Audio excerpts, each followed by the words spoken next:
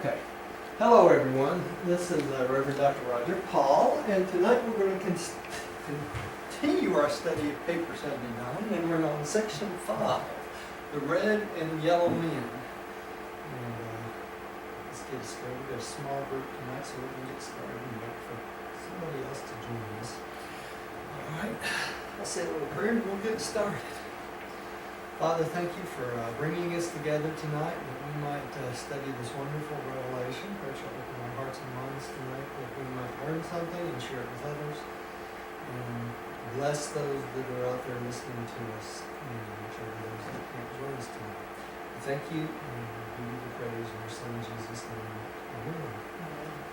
Okay, section 5, the red and yellow man. While the story of India is that of Andite conquest and eventual submergence in the older revolutionary peoples, the narrative of Eastern Asia is more properly that of the primary Sanghis, particularly the red man and the yellow man.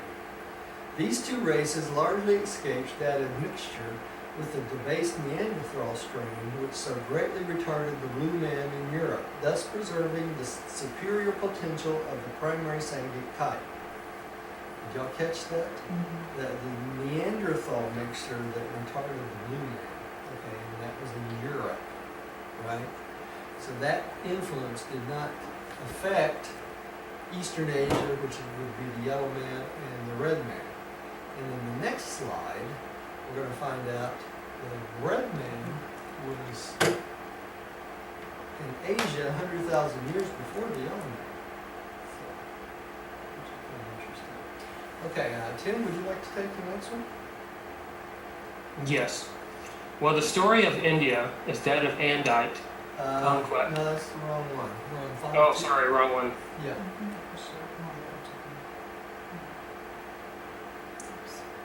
Well, the early Neanderthals were spread out over the entire breadth of Eurasia. The eastern wing was the more contaminated with debased animal strains. These subhuman types were pushed south by the fifth glacier, the same ice sheet which so long blocked Sanghic migration into Eastern Asia. And when the red man moved northeast around the highlands of India, he found northeastern Asia free from these subhuman types. The tribal organizations of the red races was formed earlier than that of any other peoples, and they were the first to migrate from the Central Asia focus on the Sanghics. The inferior Neanderthals strains were destroyed or driven off the mainland by the larger migration yellow tribes. But the red man had reigned supreme in eastern Africa, Asia, for almost 100,000 years before the yellow tribes arrived. Okay, this is real important because it was the yellow tribes that actually pretty much wiped off the Neanderthal races. And the Neanderthal races were the ones that mixed with this half-human or subhuman species. Okay, remember, Andon and Fonda were the first real humans, and their ancestors basically were all pure human. That's why most of the stock of the human race came from all pure human, where later on part of that race mixed with the subhuman type, or the monkey types, right? And that's what created the Neanderthal race, all right? And the Neanderthals were around until later on the yellow tribes, or the yellow race, the Chinese, Japanese, that sort of thing, tribes wiped them out, destroyed them, drove them off the continent and killed the rest of them. But before the Chinese, or the yellow race, moved into Eastern Asia, Eastern Asia was the dwelling place of the red races, the Indians, right? And it was later on the red and the yellow men fighting. Eventually the yellow man drove the red man completely off the Asian continent across the land bridge into America. Okay, so that's how the Indians eventually got in, or the red race got into America. Went across down through Alaska and down through the Canadas and down into the mainland of America. Okay, so Hey, Roger. it's really interesting the fact that for 100,000 years, the red race or Indians controlled the Eastern Asian continent. Yeah, Tim, What does the word breadeth mean? breath? Breadeth? Where do you see it at? This part? It says B-R-E-A-D Second one. at the very Oh, the top. entire breadth. Yeah. In other words, the entire continent, both from shore to shore and from top to bottom. Okay. From shore to shore, from top to bottom. Yeah, of Eurasia. Yeah, the Okay. entire And breadth. when you Both talk both about the width and the height together. what is that again, Roger? The width and the height together would make the Okay, breadth. width and height. Yeah. And when you were talking about the Neanderthals, Right. basically you're talking about how this was a primitive race before Andon Infanta or after? No, after Andon Infanta. The problem was after Andon Infanta, some of the humanoid species went back to mixing with the apes. The ape basically, having sex with apes, okay? Because there was a lack of humans, okay, a lack of women. And so they had children, and their children were the Neanderthals. Okay, so the Neanderthal race was the result of humans mixing with animals, basically. Okay, so when you had the humans and animals mixing together, you would get a Neanderthal. Neanderthals were known for their height, their prominent foreheads and stuff, and that's why mankind thought for many years that we came from the apes, and we did not. And you're talking about when you say human, the only way we can really translate that, our best example would be Andon Infanta, correct? Right, that would be correct. 'Cause But Andon and Fanta, they came from, I thought they came from. they didn't come from apes, they came from a species that was what are they called? I can't believe I'm drawing a blank here. We saw the bones in Alaska. I know, I can't remember. They weren't monkeys, they were a subgroup. Lemurs, that's what I could. Lemurs, yeah. Yeah, we actually came from the stock of a animal like a lemur. A lemur looks similar to an ape, but their DNA is different. Okay, and the human race sprang from that lemur stock. Okay, the problem was this: all the apes and baboons and that sort of thing came along in that period of time too. So many of the lemurs started mixing with the apes and the baboons and that sort of thing. Because they didn't know any better. Because they didn't know any better, right? But when the human race started up, they stayed away from all the species that were ape-like, okay, or monkey-like, either one.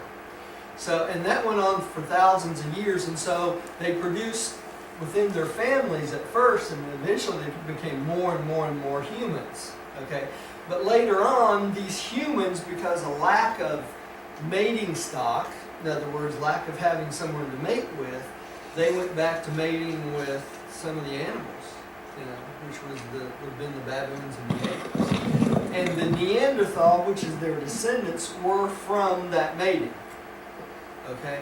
And that's why human beings think they came from apes, and they did not. Because the Neanderthals were eventually all wiped out completely. Every last one of them. And this yellow race took part in wiping out the Neanderthal race. And that basically is because they have very small brains, right? They had very small brains. It wasn't because of the way they looked or anything, it was just Yeah. the way they had No. very small brains. They were not that intelligent.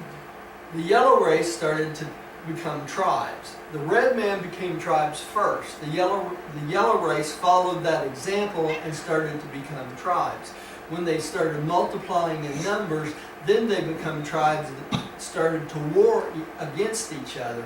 The yellow warring against the red, and the red warring against the yellow. The yellow also warring against the Neanderthal because of the close proximity of it. Okay? Hey, Roger, Yeah. I have a tribe of the evolution of man. Would you like me to read it real quick, just to kind of give us a glimpse of the stages in the evolution of man? Yeah, you can if you want to. It says higher mammalian groups, early lemur types, dawn mammals. Yeah. Dawn mammals would be 1,000 years, mid mammals 15,000 years. On mid mammals, the simian tribes, Right. and then the primates, Andon infanta, Right. and you have the Andinites, and then there's the debased strains. The Badman tribes, Yeah. Bataman tribes. Yeah. I believe that's also associated with Neanderthals. And then That's the right. Sandy, See, these are the offshoots we're talking about. Right. Yeah. and then you have, well, actually, Andinites was also associated with the Foxhole peoples. Right. So then you have the Bandit tribes, and then the last one, Sandic family. Yeah. So that kind of gives you a glimpse and an ideal as, the evolution of man. Yeah. Yeah. Over Which- time. And then Really- we're talking about thousands and thousands of years. too. Yes. Yeah. Okay. Let's keep going. Did you take the next one? More than 300,000 years ago, the main body of the yellow race entered China from the south as coastwise migrants. Each millennium, they penetrated farther and farther inland, but they did not make contact with their migrating Tibetan brethren until comparatively recent times. Okay. So they basically came up the south route. The red man went across the India mountains, above the Indian mountains, right? And went across like at the land bridge. See, that's why they ended up in Eastern Asia before the yellow race. Okay. Growing population pressure caused the northward moving yellow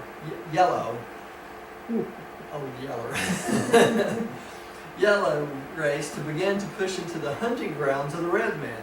This encroachment, coupled with the natural racial antagonism, culminating in increasing hostilities, and thus began a crucial struggle for the fertile lands of further Asia. That's thunder. That's why it keeps going Yeah. Tim, would you take the next one, please? Great. The story of this age-long contest between the red and yellow races is an epic Urantia history. For over 200,000 years, these two superior races waged bitter and unremitting warfare. In the earlier struggles, the red men were generally successful. The raiding parties Yes. spreading havoc among the yellow settlements. But the yellow man was an apt pupil in the art of warfare, and he early manifested a marked ability to live peaceably with his compatriots. The Chinese were the first to learn that in union there is strength. The red tribes continued their how do you pronounce it? Intercene. Yeah, internecine conflicts, and presently they began to suffer repeated defeats at the aggressive hands of the relentless Chinese, who continued their inexorable march northward. So the red and the Chinese started battling each other. And in doing so, the Chinese picked up the methods of the red men, like the bow and that sort of thing. And the difference was the Chinese are very intelligent. So, or the yellow race was very intelligent. So anything that was used against them, they would adapt and learn how to use even better than the red men were. All right? So, and the sheer numbers of them, multiplying as they did, they eventually ran the red man off the continent over a period of time. But the red man kept warring against them as tribes, and this warring of tribes, even with the red men, continued when they got into the Americas. So the red tribes warred against each other continuously up to the time the white man ended up in the United States, right, or in the territory of the United States. So.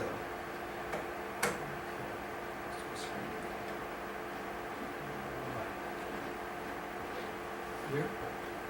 100,000 years ago, the disseminated tribes of the red race were fighting with their backs to the retreating ice of the last glacier, and when the land passage to the west over the Bering Isthmus became passable, these tribes were not slow in forsaking the inhospitable shores of the Asiatic continent.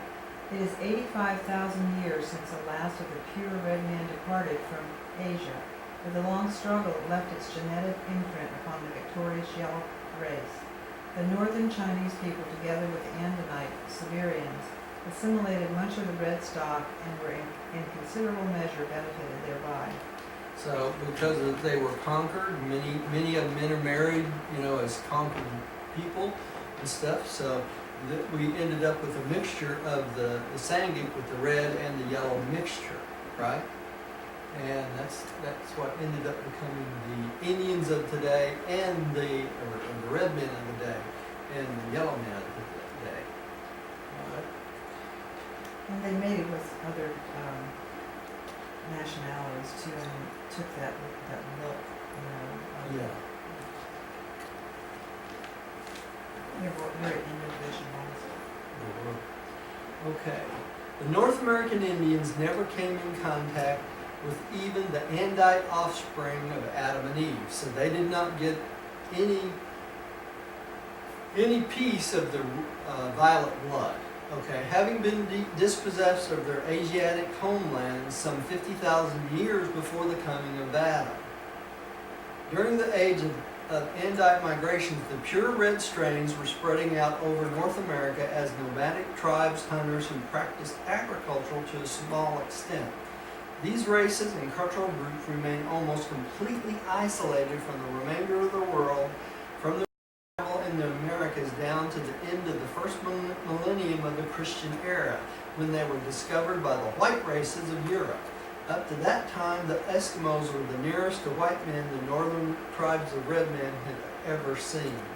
And this is them being introduced to the white men coming over on the ships.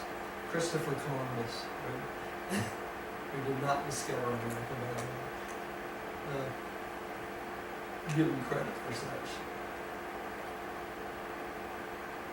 All right. Tim? The red and yellow races are the only human stocks that ever achieved a high degree of civilization apart from the influences of the Andites. The older Amerindian, how do you pronounce that? Amerindian. Oh, Amerindian. Oh man, what a mouthful tonight. Yeah. American Indian. Yeah. Culture was the, here's another one, right? Onomatolanton. Onomatolanton. Yeah, Center in California. Yeah. But this had long since vanished by 35,000 BC in Mexico, Central America, and in the mountains of South America. The later and more enduring civilizations were founded by a race predominantly red but containing a considerable mixture of yellow, orange, and blue. Okay, and that's what's in South America, right? Remember that name, Onomatolanton. Onomatolanton's one of the 24 on the council in Jerusalem. Okay, he started the culture in California among the redwoods. Okay, so back when the redwoods were little trees, Onomatolanton was there.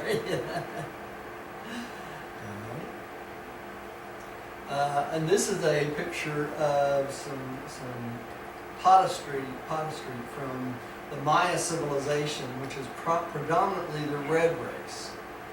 Okay. Hey, Roger. Yeah. I just wanted to mention on a website called Square Circle. Right.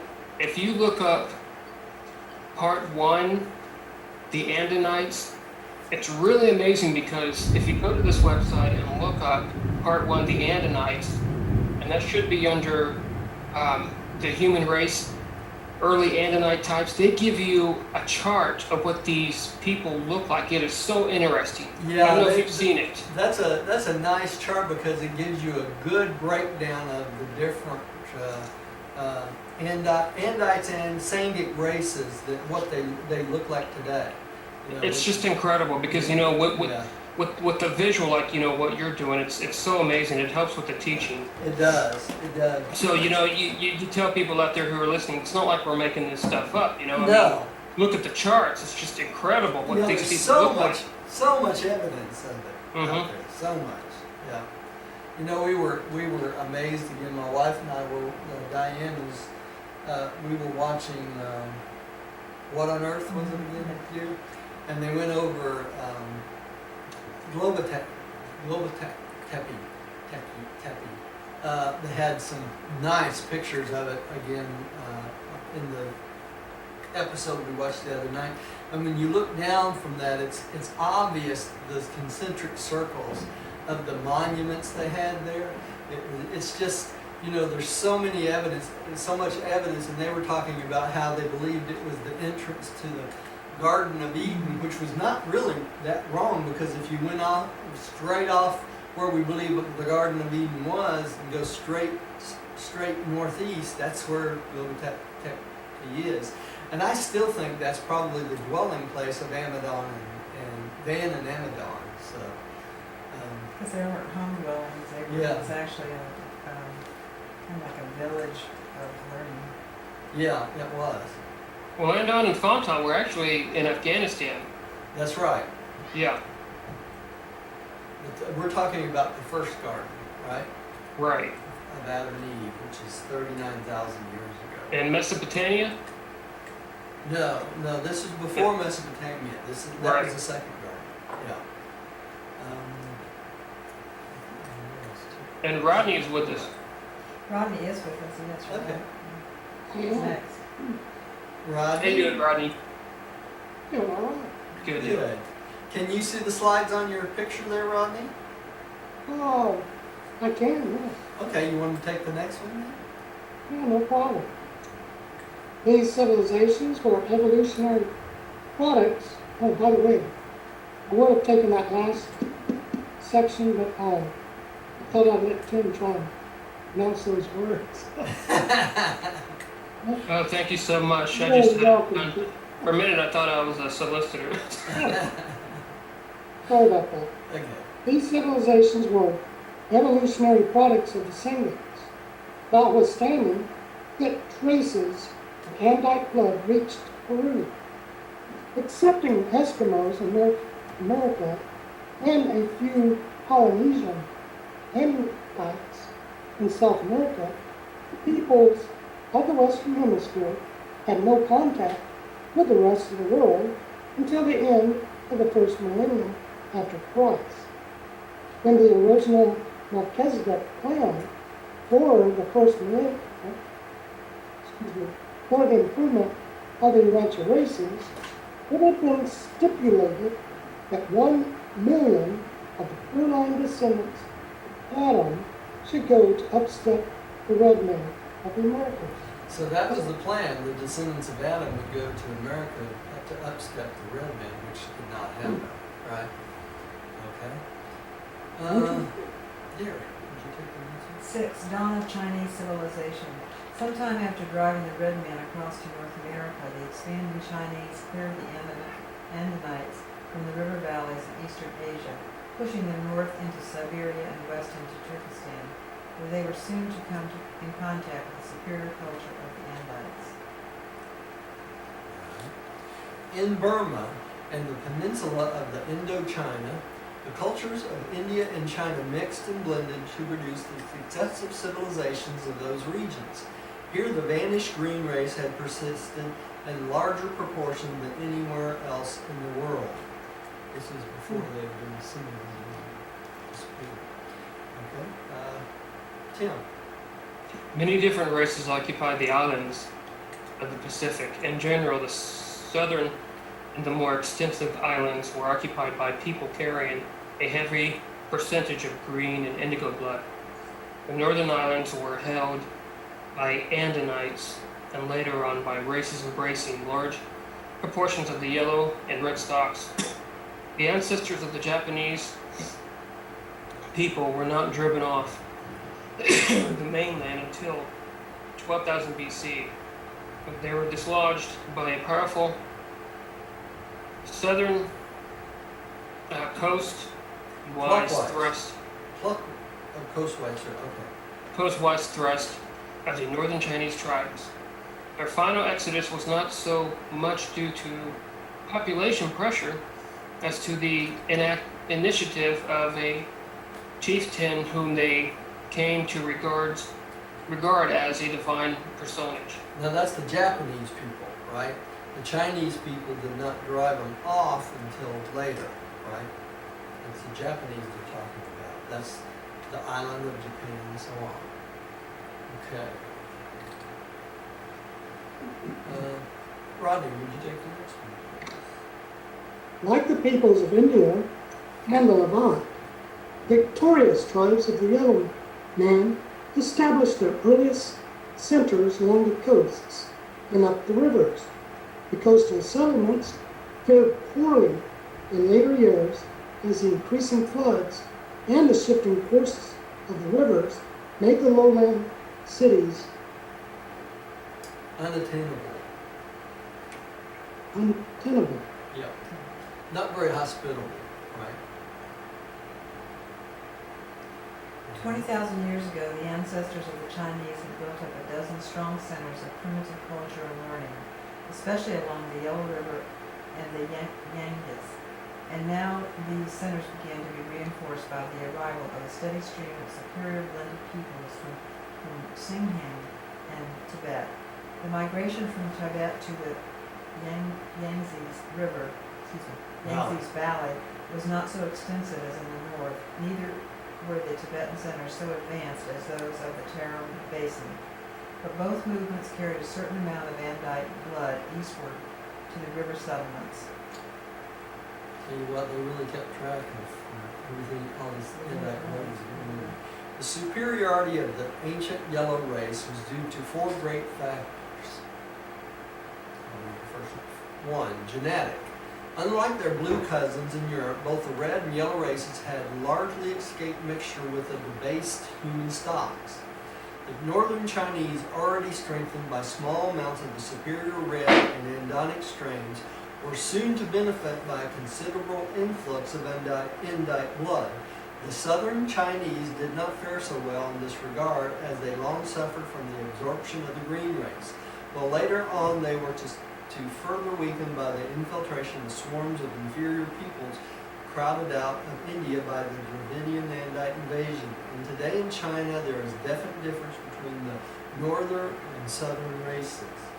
Did that include Korea, North Yes. and South Korea? North and South Korea is included in that, yes. Like the Japanese were driven off, those people were driven off at the main continent. Right. Tim, think you're up next. 2. Social. The yellow race early learned the value of peace among themselves. Their internal peaceableness so contributed to population increase as to ensure the spread of their civilization among many millions. From 25,000 to 5,000 BC, the highest mass civilization on Urantia was in the central and northern China. The yellow man was first to achieve a racial solidarity, the first to attain a large-scale cultural, social, and political civilization. The first, the First, Chinese, put their stuff together. yeah, the first ones get their stuff together, that's exactly right. Rodney, did you take the next one? The Chinese of 15,000 BC were aggressive militarists. They had not been weakened by over reverence for the past, and numbering less than 12 million, they formed a compact body, speaking of common language. During this age, they built up a real nation, much more united and homogeneous than the Homogeneous, political you're right. unions of historic times. So it was the Chinese that came together best, soonest, right? Yep. 3. Spiritual. During the age of Andite migrations, the Chinese were among the more spiritual peoples of Earth. Long adherence to the worship of the one truth proclaimed by Sinlangton Yes. kept them ahead of most of the other races. The stimulus of a progressive and advanced religion is often a decisive factor in cultural development. As India languished, so China forged ahead under the invigorating stimulus of a religion in which truth was enshrined as a supreme deity. Okay, remember Langton is also one of the 24 counselors.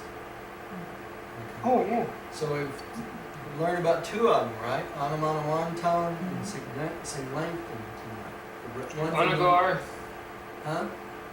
Onagar. Onagar. He was in that group too. That's right, that's right. So we have the red race represented, and we have the yellow race represented, right? This worship of truth was provocative of research and fearless explorations of the laws of nature and the potentials of mankind. These Chinese of even 6,000 years ago were still keen students and aggressive in their pursuit of truth. And I want to mention here, the Chinese continue to benefit the world, culture, and population in their spiritual truth. A good percentage of our pictures we have that we show during these slides are made by someone from China. So just let y'all know. Gave us permission to do that, and many of the slides and illustrations you see on these slides are from one. It is from someone from China. So, Cool. just for your information.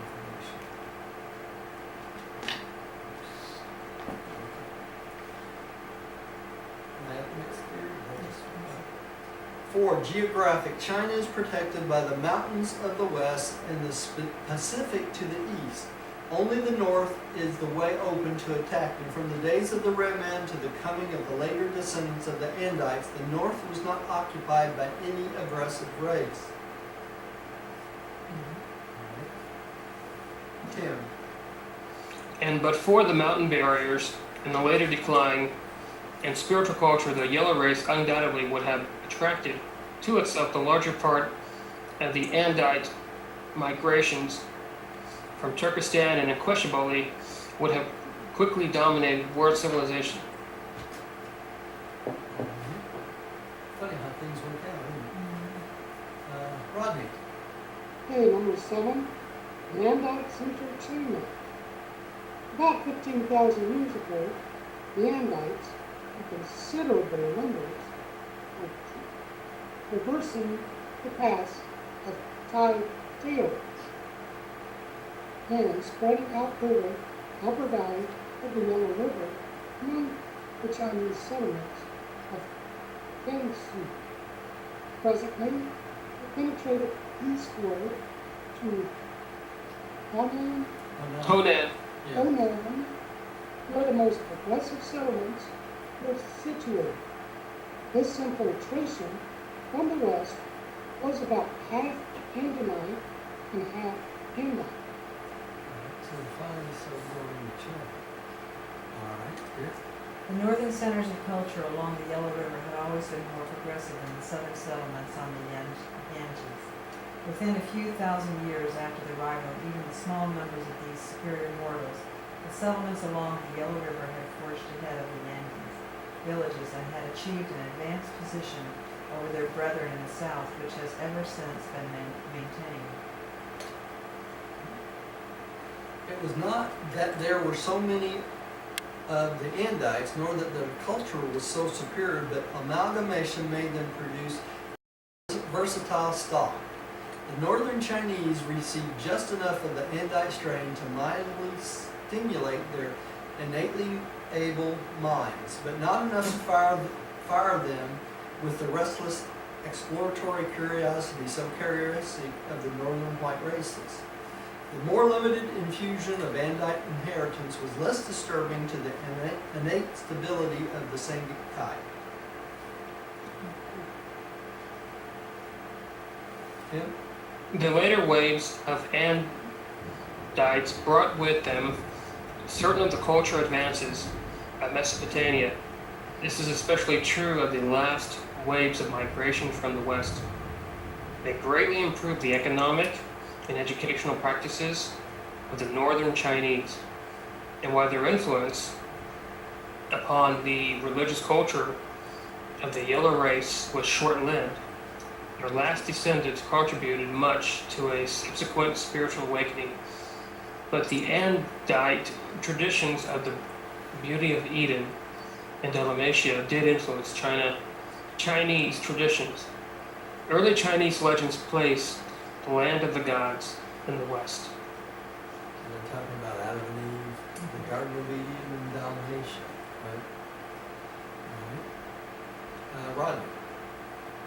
The Chinese people did not begin to build cities and engage in manufacture until after 10,000 BC, subsequent to the climatic changes in Turkestan and the arrival of the later Andite immigrants.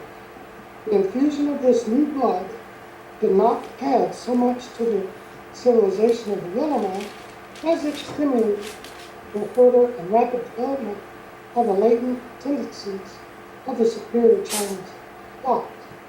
From Honan to Tianxi, the potentials of an advanced civilization were coming to fruit. Metalworking and all the arts of manufacture date from these days. Similarities between certain of the early Chinese and Mesopotamian methods of time reckoning, astronomy, and governmental administration were due to the commercial relationships between these two remotely situated centers.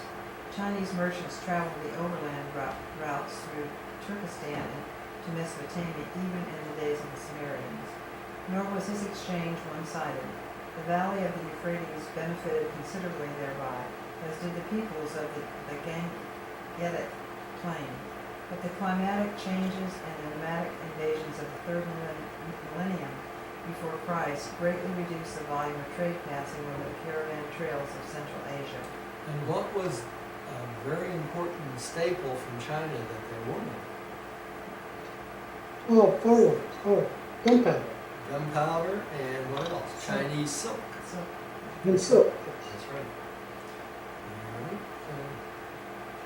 A later Chinese civilization. While the red men suffered from too much warfare, it is not altogether amiss to say that the development of statehood among the Chinese was delayed by the thoroughness of their conquest of Asia. They had a great potential of racial solidarity, but it failed properly to develop because of the continuous driving stimulus of the ever-present danger of external aggression was lacking. They became comfortable, right? You know, they didn't have anybody that was even remotely able to attack them and everything because they were such great militarists, right? The Chinese.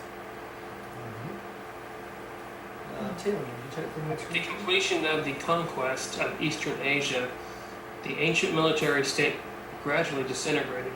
Past wars were forgotten. Of the epic struggle with the red race, there persisted only the hazy tradition of an ancient contest with the archer peoples. The Chinese early turned to agricultural pursuits, which contributed further to their pacific tendencies, while a population well below the landman ratio for agriculture still further contributed to the growing peacefulness of the country. Okay, because there was plenty of land to sustain the people that was there. In other words, they could grow enough food to make sure everybody was fed and all that. Things were good. Now it's a real problem because there's more people than there is land mass in China, so it makes it harder for them to do well. Right?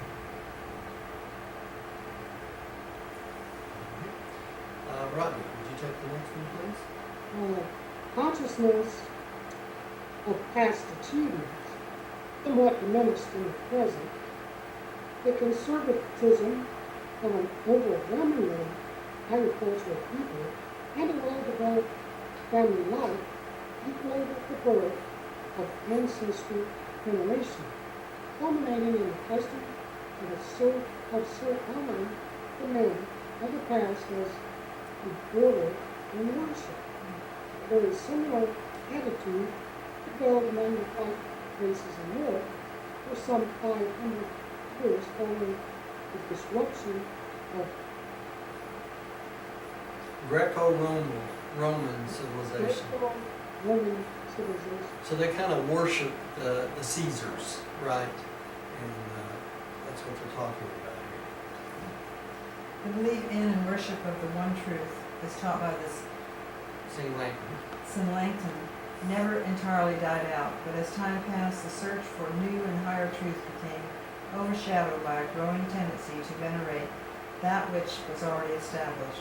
Slowly, the genius of the yellow race became diverted from the pursuit of the unknown to the preservation of the known. And this is a reason for the stagnation of what had been the world's most rapidly progressing civilization. So they got in trouble when they started venerating their ancestors too much, right? Between 4000 and 500 BC, the political reunification of the Yellow Race was consummated, but the cultural union of the Yangtze and Yellow River centers had already been affected. This political reunification of the later tribal groups was not without conflicts, but the societal opinion of war remained low. Ancestor worship, increasing dialects, and no call for military action for thousands upon thousands of years had rendered these people ultra peaceful. They didn't have anybody to war against, right? Tim. Despite failure to fulfill the promise of an early development of advanced statehood, the yellow race did progressively move forward in the realization of the arts, civilization, especially in the realms of agriculture and horticulture. The hydraulic problems faced by the agriculturalists in Xinji and Hunan demanded group cooperation for solutions. Such irrigation and soil conservation difficulties contributed in no small measure to the development of interdependence, with the consequent promotion of peace among farming groups. There you go. Rodney. Their developments in writing, together with the establishment of schools, contributed to the dissemination of knowledge on a previously unequal scale. But the cumbersome nature of the ideographic writing system placed a numerical limit upon the learned classes, despite the early appearance of printing, and above all else, the process of social standardization and religio-philosophic dogmatization continued. Yeah. Dogmatization. Thank you. The religious development of ancestor veneration became further complicated by a flood of superstitions involving nature worship, but lingering vestiges of a real concept of God remain preserved in the imperial worship of Satan God. Okay, so what they're saying here is because of their pictorial writing system, it made it very difficult for all masses of people to learn and understand it. Unlike in English, we got 26 characters and makes up basically all words, where the pictorial system of writing, where you have basically signs or pictures for each and every concept, made it very hard to learn their language, okay? And so if they would have developed, like other cultures, a more of a written or a cursor type writing system, it would have been easier to spread their knowledge, and they would have been unbeatable, basically. It was laborious. Yeah, it was very laborious, right. And so things change over time. It's kind of interesting that all the Chinese now are required to learn English because it's an easier system to learn to write and communicate other languages and things like that. So, which you find kind of interesting. But if they would have developed this earlier, man, that'd been hard to beat. Period. They're hard to beat now. They really are really advanced. Uh-huh. The great weakness of ancestor veneration is that it promotes a backward-looking philosophy. However wise it may be to glean wisdom from the past, it is folly to regard the past as the exclusive source of truth. Truth is relative and expanding. It lives always in the present, achieving a new expression in each generation of men, even in each human life. You catch that? That truth just continues to grow and it expands in each and every generation, in each life. It is the evolution of mankind. It is. So, hey, Roger, they just described to us what truth is. So when Yes. somebody says, well, what is truth? Yeah. Oh, that's wonderful. Yeah. It is. Yeah. It's very simple. That's why I love the fact they call one of the websites for this book Truth Book, because that's what So it is. simple. It's the expanding knowledge of humankind and God over time.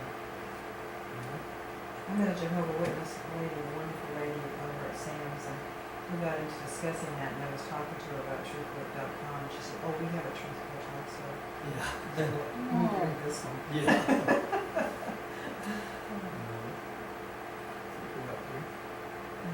Yeah. The great strength in the veneration of ancestry is the value that such an The great strength in the veneration of ancestry is the value that such an attitude places upon the family. The amazing stability and persistence of Chinese culture is a consequence of the paramount position accorded the family, for civilization is directly dependent on the effective functioning of the family. And in China, the family attained a social importance, even a religious significance, approached by few other peoples. That's why they mention many times in the mention of the importance of family, right? The filial devotion of the family loyalty extracted by the growing cult of ancestor worship injured the building up of the superior family relationships and of enduring family groups, all of which facilitated the following factors in the preservation of civilization. 1. Conservation of property and wealth. 2. Pooling of the experience of more than one generation. 3. Efficient education of children in the arts and sciences of the past. 4. Development of a strong sense of duty, the enhancement of morality, and the augmentation of ethical sensitivity. Tim, would you take the next? The formative period of Chinese civilization, opening with the coming of the Andites, continues on down to the great ethical, moral, and semi-religious awakening of the 6th century before Christ. Chinese tradition preserves the hazy record of the evolutionary past, the transition from mother to father family, the establishment of agriculture, the development of architecture, the initiation of industry. All these are successively narrated, and this story presents with greater accuracy than any other similar account a picture of the magnificent ascent of a superior people from the levels of barbarism. During this time, they passed from a primitive agriculture society to a higher social organization embracing cities, manufacture, metalworking, commercial, exchange, government, writing, mathematics, art, science, and printing.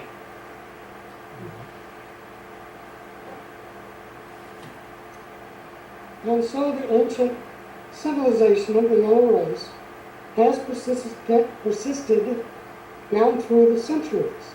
It is almost 40,000 years since the first important advances were made in Chinese culture. And though there have been many retrogressions, the civilization of the sons of Ham comes the nearest of all to presenting an unbroken picture of continual progression right on down to the times of the 20th century. The mechanical and religious developments of the white races have been of a high order, but they have never excelled the Chinese in family loyalty, group ethics, or personal morality. There you go. Oh, This ancient culture has contributed much to human happiness. Millions of human beings have lived and died, blessed by its achievements. For centuries, this great civilization has rested upon the laurels of the past, but it is even now reawakening to envision anew the transcendent goals of mortal existence, once again to take up the unremitting struggle for never-ending progress, presented by an archangel of Babylon. Okay, that takes care of that. And next time. Oh, that was wonderful. Wow, it's great. Paper 80, the Andite expansion in the Orient. Occident next time. Let's have a little prayer and we'll quit for the evening. Rodney, would you like to close us in prayer? Heavenly Father, we give thanks for each and every one of us for this opportunity that we have this evening to study this paper on the Andite expansion in Orient. And we pray for the guidance and wisdom that we need for the insight to discern these truths so that we are able to share them with our fellow beings. And we do this all in your name. Amen. Thank you for joining us at home. Please come see us again. Hope you join us next week for the Andite expansion of the Occident, which is different than the Orient.